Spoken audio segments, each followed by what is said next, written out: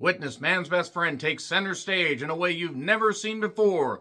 All four paws firmly on the ground, at the ready to protect the one he loves the most in Good Boy, a Shudder original from writer-director Ben Leonberg, who's done shorts, and writer Alex Cannon. And this is a haunted house movie where we see everything from the perspective of Indy, the goodest boy in Good Boy, who's an adorable dog that just wants to protect his human Todd, played by Shane Jensen, and he just wants to protect him and love on him and have himself loved on as any loyal dog would want. And when you have an animal that you love, an animal that loves you, you want to do everything you can to give them the best life, and they give you everything in return. Even though our animals are not here for all of our lives, we are there for all of their lives. So basically, a haunted house movie from the perspective of an animal certainly is a bold strategy. Let's see how it plays out, and let's see if it pays off.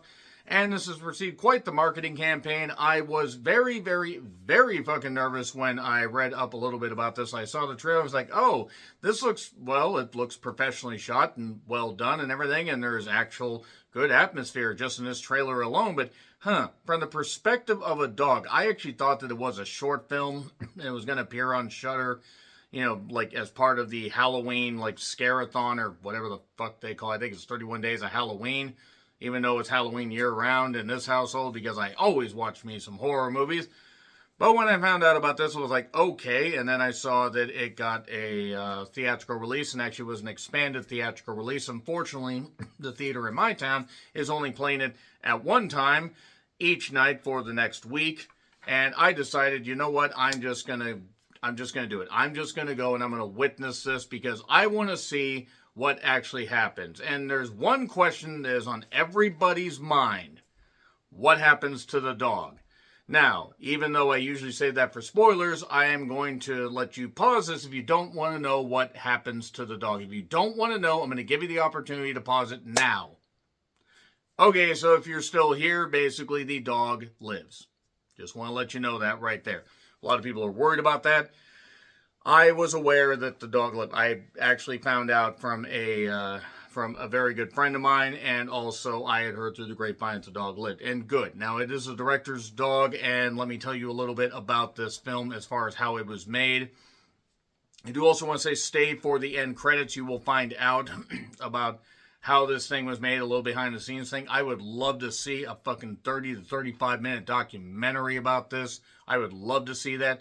But basically, you have the director, it's his dog, and his wife, and basically they would just get reactions from the dog, and they would find a way to do that. And it basically took a long time. It took like a part of 3 years, so like 400 something days. I mean, like, like just parts of three. I mean, I know obviously if you total up 3 years, that's a lot more than 400 days, but they wanted to do that, and they just wanted to, have something that, basically played on the love that we have for our animals and the love that our animals have for us. And yeah, I fucking cracked up a few times during this goddamn. I'm more of a cat person, obviously, as you know, but for those that are even short-time subscribers, you know that there is a dog in this household, after we had dogs in this household for a while.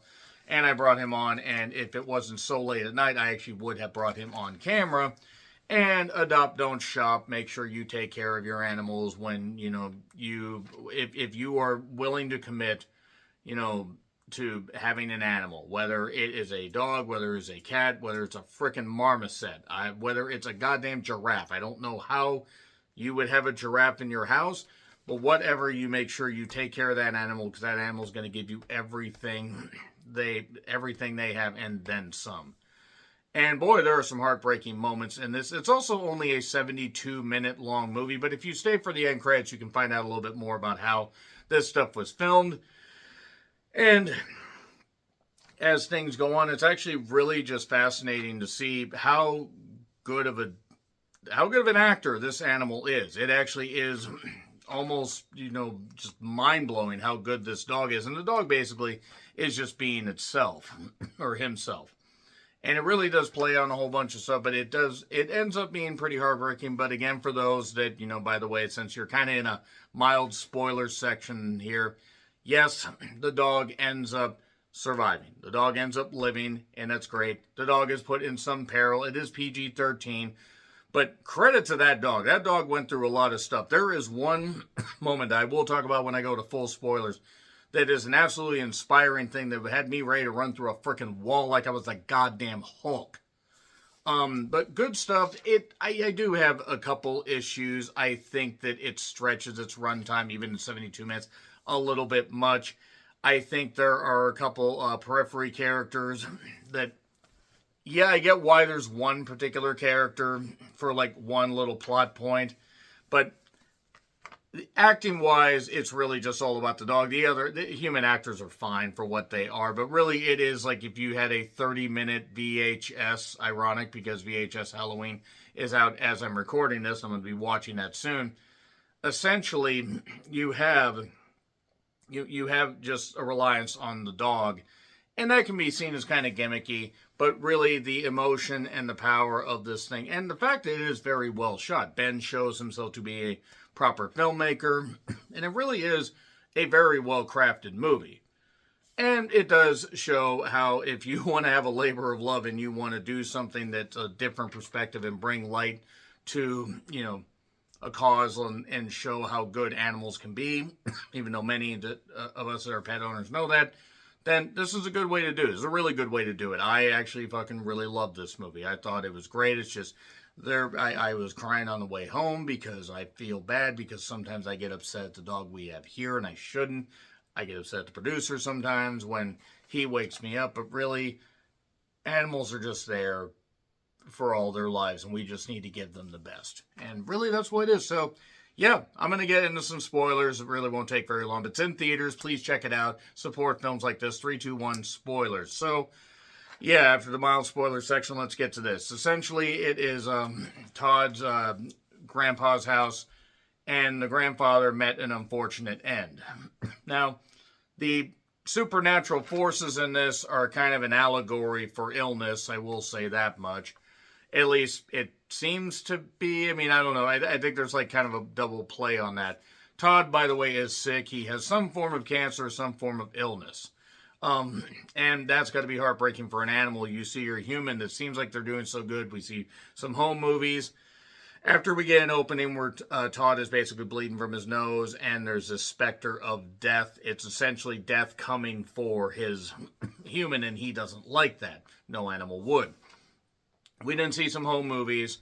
Not with, Coach McGurk. We're not going that far. We're not going, it's time to pay the price. If anybody gets those references, God, you loved Adult Swim back then like I did. But we get stuff from him as a puppy, Todd being in hospital, and then getting out, and everything's good. He's got his sister Vera, who is checking on him and stuff like that. She checks on him at the beginning. And then we have it where he is basically not answering his sister's phone calls. Todd, that is not Indy. That would be weird if a dog was able to do that. And really, we just have this dark specter of death following. And Todd is going to fix up the grandfather's home, old home that he used to live in. And it turns out the grandfather met an unfortunate end, and his dog met an unfortunate end. Trying to save him, he was like a golden retriever type, and he ended up at least semi-golden. I think golden retriever. Yeah, golden retriever. I guess would be close enough.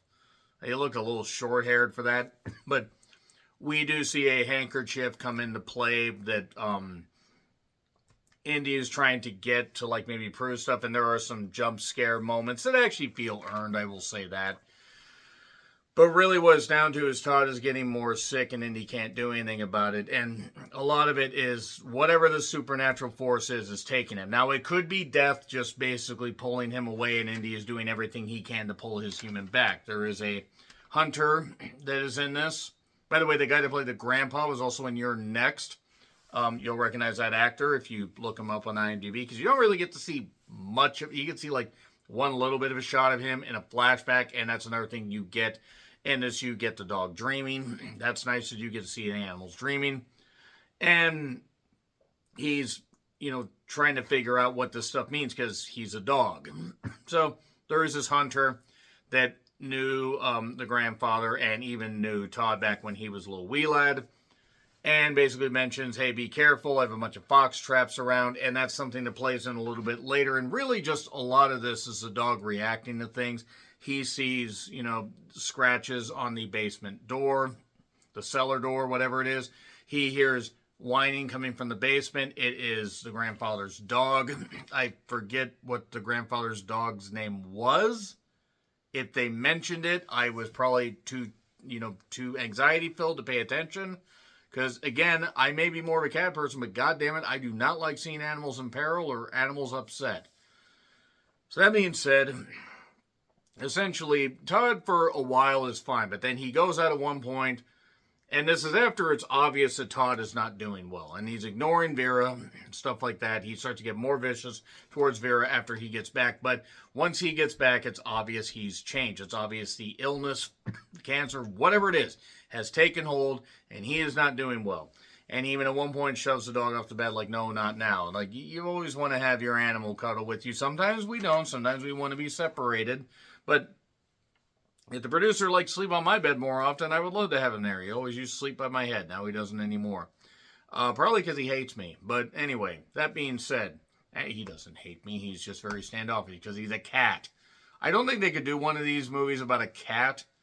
They already kind of did one from the perspective of a cat. It was called Flo, which is really good, by the way. And if you have not seen Flo, fucking go watch that somewhere. I think it's on a streaming service. Anyway, this will be on a streaming service at some point if you are unable to get into a theater to see this. And just the fact that this got made, it's like Skinamarink in a sense, except this is much better shot. This is less obtuse than Skinamarink, less gimmicky than Skinamarink. It is still gimmicky with the dog stuff, but essentially, as Todd just starts to erode and erode, we get some genuinely, sweet and traumatizing reactions from Indy, and Indy's barking at one point.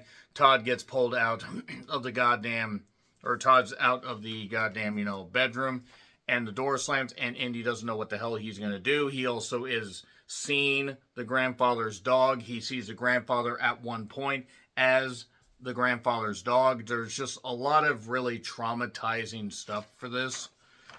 And also Vera's trying to get a hold of her brother, and her brother's kind of pushing off like, I don't need a babysitter. I don't need a nurse. I don't need this. Like, I'm fine. Like, he's really not fine, and that's actually kind of the worst thing, is where you would have thought Vera would have showed up at some point, but nevertheless. I did note, I said, if the dog dies, I will hunt you down, Ben. Fortunately, again, as I mentioned before, the dog did not die. And the dog who did not die, I had to use the Gonzo line there. Basically, there's one really, genuinely nice moment, because it's only 72 minutes, and it does have it has some nice atmospheric shots, like fog and stuff like that, but at one point, he gets out a window, when he's locked in his room, he gets out the bathroom window, and he basically runs for help. He's going to run for the hunter's house. Well, he ends up getting caught, his collar snared in a fox trap that the hunter mentioned before. Suddenly, he sees the Spectre thing. He can't get loose. You'd think the hunter got him. Nope. Todd got him, and Todd's fully possessed. Chains him to the doghouse. Puts food out, but the kibble's getting wet and stuff like that, unless it's like that Alpo stuff that gets wet, that, you add water to it, and it's like saucy stuff and everything, and I never really thought that looked appetizing, even for dogs, but nevertheless, he is, seeing whatever this muddy Spectre thing is, death, whatever it is. And he, at one point, sees a fox, and the fox then disappears because we cut back to it. And this thing is coming for him. It's starting to attack him. He manages to get away, but he's on a chain to the doghouse. And that, that thing is pulling him back. And I'm just like, I am genuinely traumatized. I'm like, I swear to God, they lie. If that dog dies, I am going to freaking hunt the director down. But I didn't have to, because the dog bows up, runs, knocks that damn, doghouse over because he's standing up because he wants to save his human, and boom, he just bursts through that. It's silly, but it's good. And he then tries to get Todd, and it seems like everything's good. And Todd sees himself in the goddamn bed. Todd is in limbo now. He's not the king of limbo. We're not going with that. Not limbo of the lost. But all this stuff's going on, and we're near the end of the movie.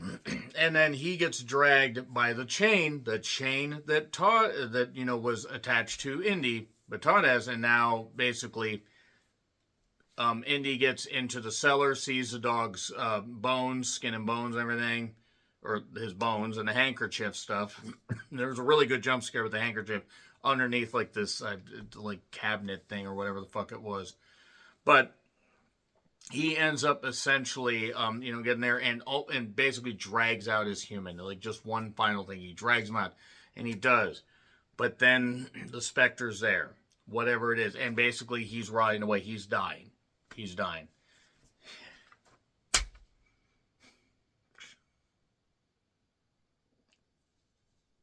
God damn it. Said I wasn't going to... Almost made it. But he said...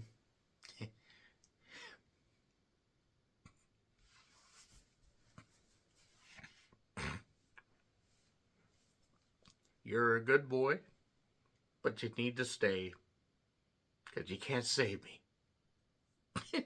And he's a dog, and he does...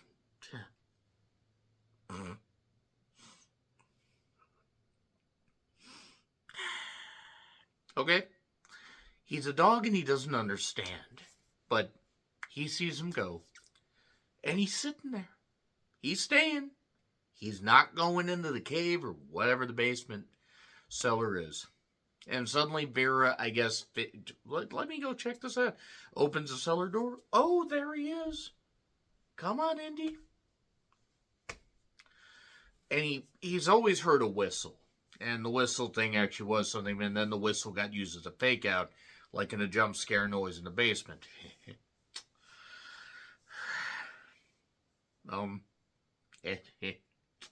They do the whistle thing. And he looks, but he knows he's gone. And he knows Vera, and he goes up, and then that's it. And then after the credits, and the credits are really short, and we actually do get to see Indy in the, the window of the car window. I don't know what this got to me. Anyway, so, sorry. I should have paused this, but fuck it. We'll do it live. So we see the Indy's hanging his head out the window, and then we hear the whistle, and the whistle was from Ben, and there you go. And then Ben explains this stuff, and basically just sometimes a full day of shooting, just getting shots and everything would just be to get 1 or 2 reactions from the dog. Because he didn't know he was in a movie and all that. And it was really good, but yeah. Maybe I should have never yelled at animals. Oh well. We're only human and they're better than we are. A+. Yeah. Okay. Alright, I'm ending this. I'm gonna get made so much fun of in the comments. I don't care, but I'm gonna get made fun of. A+, though. So agree, disagree with what I said. Like, share, subscribe. Twitter, Letterboxd, Blue Sky handles in the description. I'm John Retlin, and until we see the goodest boy on the big screen again, he won't get an Academy Award, but he should, because he's a dog. Anyway, happy trails to you.